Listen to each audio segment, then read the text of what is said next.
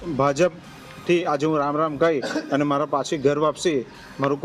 ઘર હતું, મારા કાકા વર્ષો જૂના કોંગ્રેસી હતા અને મારી ખરેખર આ ભૂલ થઈ ગઈ કે હું ભાજપમાં એ ભરોસાથી ગયો. હું આ મીડિયાના માધ્યમથી કહું છું કે આવનારી જિલ્લા પંચાયત તાલુકા પંચાયતમાં વડોદરા જિલ્લા પંચાયતનું બોર્ડ બનશે એવી મને ખાતરી છે અને હું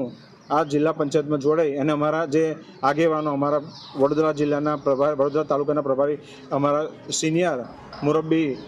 કુમનસિંહ કાકા, એમની સાથે હું જોડાયો હતો 2008માં અને આજે મારા પ્રભારી છે અને એમના અંડરમાં જ્યારે હું અહીંયા કોંગ્રેસમાં જોડાયો, મને ભાજપ છોડી કોંગ્રેસમાં જોડાયો, મને આનંદ થાય છે. ગઈકાલે ભારતીય જનતા પાર્ટીમાંથી રાજીનામું આપ્યું એ મારી ભૂલ થઈ ગઈ, કારણ કે કોંગ્રેસે મને વાયદા કરીને એ પૂર્ણ નથી કરતા અને ભારતીય જનતા પાર્ટી સતત વિકાસના કાર્યો કરે છે અને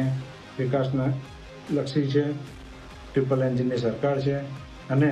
ભારતીય જનતા પાર્ટી હર હંમેશ નાનામાં નાના કાર્યકર્તાનું ચિંતા કરતી હોય છે અને હું ભારતીય જનતા પાર્ટીનો સનિષ્ઠ કાર્યકર છું. 3 વર્ષથી હું સક્રિય કાર્યકર છું અને હું ભારતીય જનતા પાર્ટીને એકદમ વરેલો સનિષ્ઠ